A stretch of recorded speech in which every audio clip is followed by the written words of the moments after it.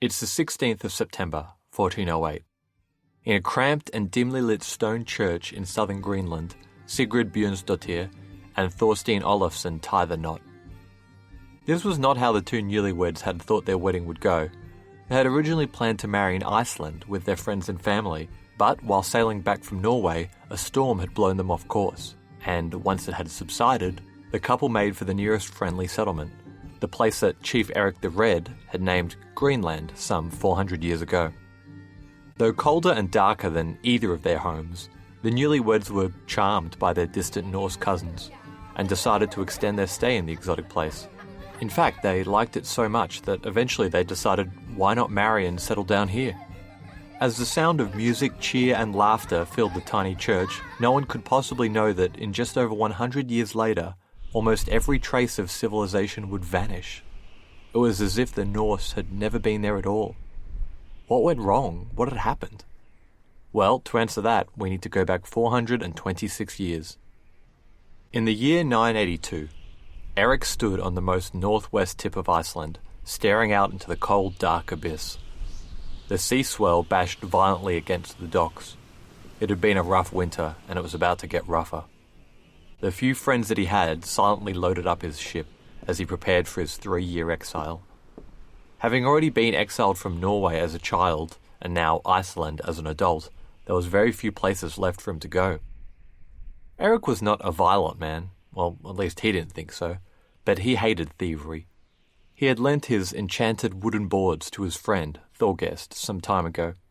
The boards were more than just decorations. They were very old, from a time before Christianity had even reached Iceland, and they had been imbued with old magic from his patron god, Thor. It turned out Thorgest liked them, just as much as Erik, in fact, so much so that he refused to return them.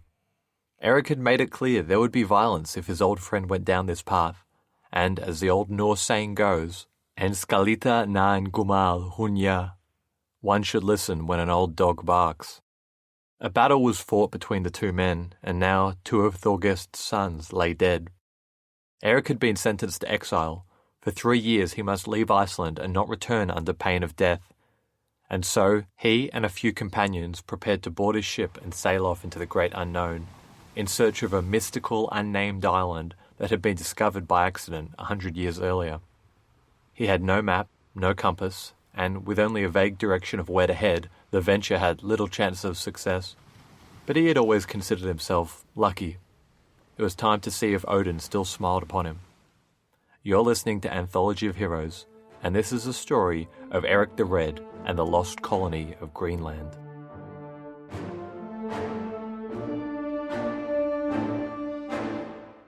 In today's society, looking back, we tend to think of the Norsemen as marauders or plunderers. It's not hard to see why. The horned helmets, dark face tattoos, and hallucinogenic herbs make for great stories. But there was another aspect of northern culture that always takes back seat: exploration. The Norsemen were prolific explorers. While their exploits fighting for Roman emperors in the east are fairly common knowledge, their expeditions west are often skimmed over. Erik's story today comes to us from 2 primary sources known as Sagas. Sagas were oral stories told from one generation of Norse to the next. But they weren't static. They were altered with each retelling. Details were added or removed depending on the audience. For example, when Christianity was becoming all the rage, references to Norse gods may be replaced by references to God or Jesus. So, while we can get a good understanding of places and events, there is a degree of ambiguity that is unavoidable in this story, so just try and bear that in mind.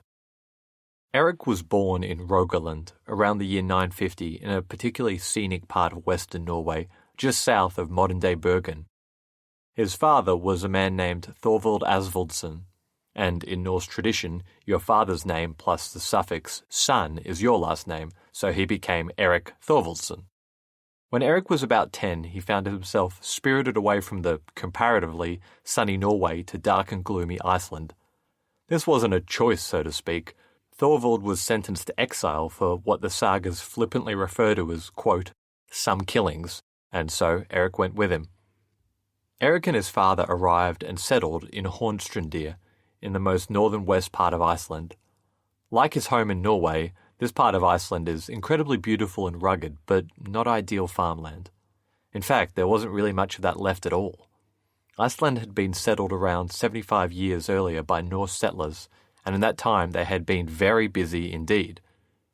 The small island, which once had 40% of its landmass covered in forest, had been completely stripped bare. Where mighty birch trees once stretched as far as the eye could see, sheep and goats now grazed, further damaging the soil. Around 1,500 farms covered the small Arctic island. In a way, Iceland was full. Nevertheless, Erik took to his home well enough. His father died not too long after, and he met a wife, Todhild. I'm going to apologise in advance to any Scandinavians cringing at me trying to pronounce your beautiful language with my guttural Australian tongue, but anyway. Todhild's land was better, so Erik moved there and established a farm, creatively named Erik's Home. Remnants of Erik's Home still stand today, and I'll be putting a picture up on our Instagram page, @Anthology of Heroes, or one word. Erik and Todhild got down to business quickly, and the two had 4 children, Freydis, a daughter, and 3 sons, Thorstein, Thorvald, and Leif. It seemed that Erik was settling in comfortably to life in Iceland, and perhaps he would live out his days farming, feasting, and caring for his new family. But soon it became clear the fiery temper that had gotten his father into trouble was something that Erik had inherited. In fact, it's possible that this is where his moniker, The Red, originates from, either this or due to his striking red beard. Erik, like most other landowners, had a group of slaves tilling his land, feeding the animals, tending to the chores, and so on. While doing their duties, a few of his slaves started a small landslide on a farm bordering Erik's homestead, likely an accident. The owner of the farm, a man affectionately known as Eowulf the Foul, killed the slaves in anger. Erik, in turn, killed Eowulf and one of his friends, Halfdan the Dula. As punishment, a council banished Erik from his lands for a predetermined period of time, probably about 3 years. So, while counting down his exile, Erik and his family lived on the islands of Brockney and Oxney, 2 desolate islands off the west coast of Iceland. During his time on the islands, Erik lent his wooden bench boards to a friend, Thorgest. If you're unsure what bench boards are, don't worry, I was too. The translations of the saga give slightly different meanings to what these were, but they seem to have been a few carved wooden boards that would have lined the inside of a house as a kind of decoration. These particular boards were said to be enchanted and held special significance to Erik. Perhaps they'd been family heirlooms. As Erik was currently serving exile for another murder, you'd think Thorgest would realise he was not a man to be trifled with, but apparently not. Once Erik's exile was up, he returned to his homestead and requested the bench boards returned. Thorgest refused. The tension between the 2 men built. Many of their friends were forced to take sides, and 2 sort of posses formed, Erik leading one and Thorgest leading the other. Eventually, Erik got his boys together and marched over to take the bench boards back by force. Thorgest and the lads blocked the way, and the 2 sides fought it out. By the end of the brawl, 2 of Thorgest's sons lay dead, and a few others. The fight was inconclusive, and both sides kept their men together waiting for a round 2. But at the next council, known as a Thing, it was determined that the one to blame for the feud was Erik and his men. And for a second time, he was sentenced to exile. The fate of the bench boards is a mystery to this day. As Erik prepared for the 3rd exile of his life, he must have felt a sense of shame. For the second time now, he had to drag his family away from their home and their community, all because he couldn't control his temper. But this time, he wasn't going to be stuck on a tiny barren island, gawping at civilization from the coast. No, it was time to prove to Thorgest and his bunch of cowards that he would make something of himself. Erik had decided that he would head west. The huge frozen landmass we now know as Greenland had not escaped popular imagination in Icelandic culture. The place was seen as an exotic and dangerous land, which nothing was certain about. It had been sighted for the first time about 50 years ago when a Norwegian man named Gunnbjørn Ulfsson had been blown off course on his way to Iceland from Norway. Then, around 20 or so years after that, a more thorough expedition was led by another man, Snæbjørn Galti, who intended to settle on the east coast. Though this expedition at least made landfall, It quickly turned into disaster, as many members of the group turned on each other in the cold, dark Greenlandic winter, and many, including Snabjorn himself, were killed. Originally there was a saga detailing this troubled expedition, but like many others, it's been lost to time. So, with only a vague set of directions, Erik, a small group of his friends, and his young family set off looking for the fabled western landmass. The ship Erik would have taken was known as a Nar. The Nar differed from the usual raiding longship you might be picturing.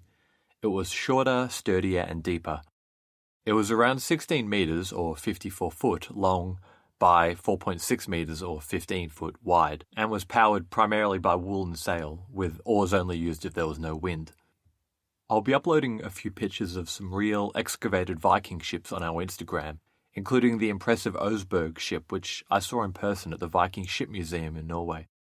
Erik's ship could hold an impressive 24 tons or so of people, livestock and cargo, all of which lived completely exposed to the elements with no cabins or rooms to sleep in. For that reason, the journey itself would have to be made in spring, and even then it was certainly no picnic. They were sailing across a body of water known as the Denmark Strait. It was full of icebergs, choppy water, and usually blanketed in fog.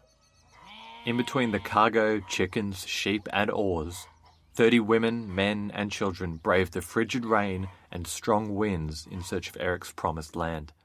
After a taxing journey of around a week or so, glacial landfall was finally sighted, much to the relief of Erik's family, I'm sure, who had probably spent the last 7 days spooning a sheep with an oar pressed against their back as they slept. Following the coastline around, they finally landed at a southern fjord of the continent, which Erik creatively named, wait for it, Erik's Fjord. Over the next few winters, he and his band of settlers scouted out the coastline, looking out for the most choice land and naming them after Erik. I'm not kidding. After Erik's Fjord, they named an island Erik's Island. Another piece of land literally was just called Erik's Land. At the end of 3 years, Erik and his family returned home to Iceland. His exile was up, and it was time to move on. He started a fight with Thorgest again. Clearly not one to let sleeping dogs lie, Erik returned and immediately fought Thorgest again. Those benchboards must have been pretty sweet indeed. Unfortunately for Erik, he was defeated, but was somewhat gracious in his loss, as both men were willing to reconcile their differences. There were no further disagreements between the men after this. Erik's return would have definitely been the talk of the town. For the first time, someone had lived and seemingly thrived in this exotic western land. Erik played this up, naming the country he had founded Greenland, reckoning that a more fertile-sounding name would help lure new settlers, particularly as Iceland had experienced a difficult famine made worse by overpopulation. So, with a catchy name, a bunch of landmarks named after him, and a vague idea of where to go, Erik convinced others to return with him to the new settlements the very next summer. With a huge fleet of around 25 ships and around 500 people in total, the group set sail west for Greenland. But they wouldn't have the same luck Erik had. Either due to tough weather or difficulty navigating, 11 ships turned around and headed back to Iceland, some which never made it home and were not seen or heard from again. But Erik's trusty vessel and 14 others did indeed make it safely to Erik's Fjord on the southern tip. There wasn't enough good farming land for the whole group, so they split in two. One stayed at Erik's Fjord, and the other headed west to one of the lands Erik had scouted on his last trip, very near the modern capital of Greenland, Nuuk. And so it was Erik the Red became Chief Erik the Red. But it wouldn't be fair to call him the founder of Greenland. Across the other side of the island lay a handful of settlements inhabited by what later Norsemen called Skraelings, what we used to call Eskimos, and what we now call Inuits. These Inuit groups were roughly split into the Thule and the Dorset, both of which had been in the area far, far longer than Erik had, with some settlements dating back to 2000 BC. I'll be uploading a few maps on our Instagram page to show where these settlements were located around Greenland. It helps to give a bit of perspective. Erik and his family settled into their new lifestyle. For the first time, there was probably a sense of comfort knowing that they weren't going to be uprooted by the family patriarch after another run-in with Thorgest. His children, though, were restless and wanted to live up to their father's reputation. Over the next few years, they come and go, travelling to Norway and Iceland and back. But one of the times when his son Leif returns, he's preaching the new trendy religion, Christianity. Leif's new religion finds a good amount of new converts, but his father is not one of them. Erik, stubborn as ever, refuses to convert, even after his wife says she will not be sleeping with him until he does. Erik sticks to his pagan ways, but reluctantly allows her to build a small church on their farm. The church has since been reconstructed. We've got a picture of it on our Instagram page. It's likely the first church to ever be constructed on the continent of America. Over the next few years, Chief Erik hosts many events for his old friends when they come visiting, including the preparation of a Yule feast, which is believed to be in honour of Odin, the god of wisdom. His son Leif, who had now made his name as a bold explorer, convinces many Greenlanders to head even further west in search of another landmass he had named Vinland. Like his father, the young man lures settlers with a catchy name, with Vinland referring to either excess of grapevines or excess of farming land. Erik, now in his 50s, is swayed by his son's tales of another foreign land and is convinced to come along, but on the way to the docks he's thrown off his horse and decides that this is fate's way of warning him not to take part. We'll be covering this adventure on another episode, but Vinland was more than likely Canada, making Leif Erikson the first European to set foot on American soil. Leif would return to Greenland later with all manner of exciting stories, but sadly Erik would not be there to welcome him. Sometime after his son's departure he died from either complications due to the fall from his horse, or a kind of epidemic, like a plague or famine within the colony. However his death came around, it shows that life was no picnic in such a harsh and unfamiliar land. But Erik had always known that, and it didn't matter. For him, true freedom came from charting one's own course, and dropping anchor wherever fate guided you. Wait, hang on. But what about the wedding at the start and the colony? What happened to it?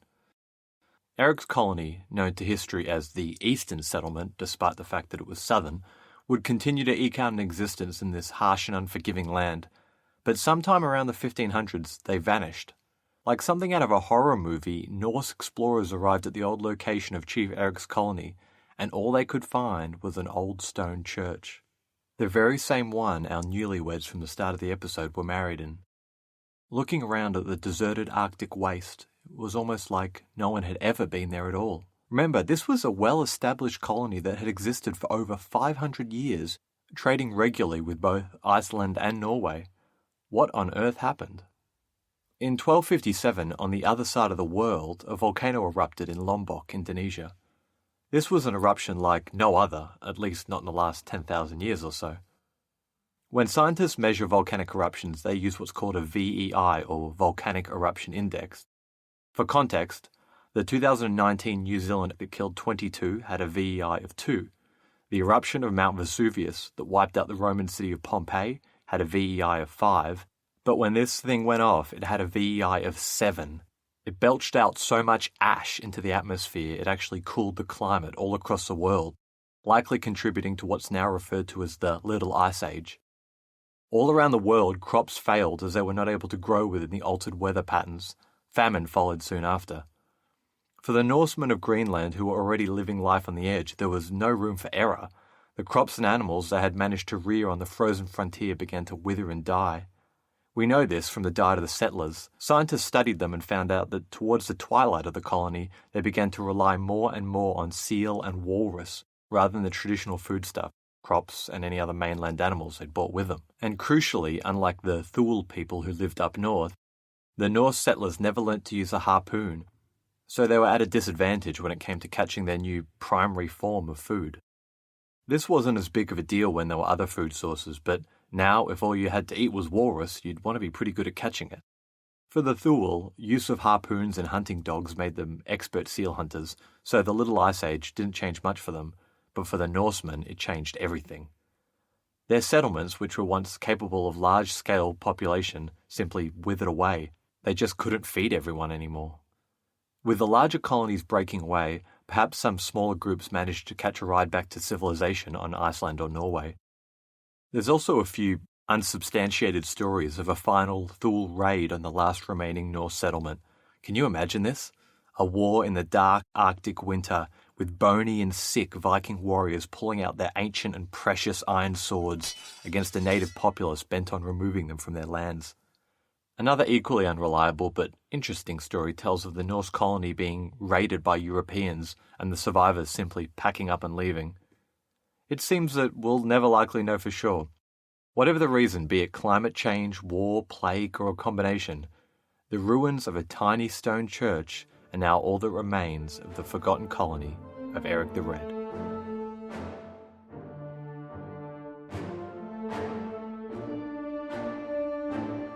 Thanks again for tuning into Anthology of Heroes.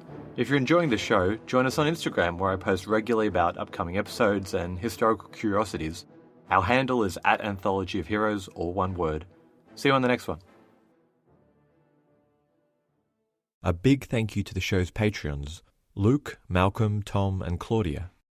A lot of people don't realize it, but this is a one-man show, so there's quite a bit of time that goes into producing it. I love sharing these stories, and it means a ton knowing that there's people out there who are really enjoying them. You guys help me keep the costs down for things like web hosting, sound libraries, books, and stuff like that. If you're not a patron already, we've got some cool rewards up, like having the option to read out some quotes I use in the show. If you want to have a look, tap the link in our bio.